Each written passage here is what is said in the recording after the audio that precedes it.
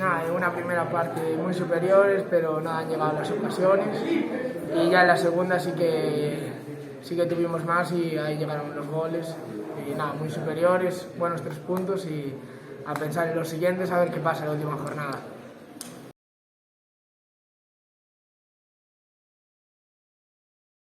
Bueno, pues hoy la verdad es que era un día en el que no importaba la forma, ¿no? Sabíamos que lo importante era ganar sí o sí y bueno, por suerte fue así.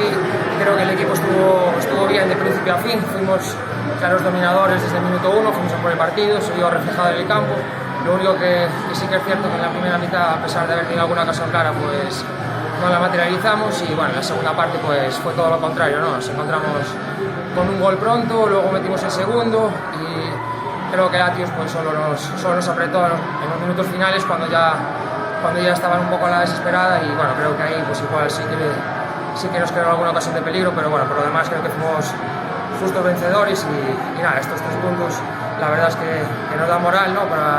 Independientemente de la liga en la que vayamos a jugar después en la segunda fase, pero bueno, creo que estos 3 puntos y hay que pensar ya en el partido de la semana que viene, que es tan importante o más que este, ¿no?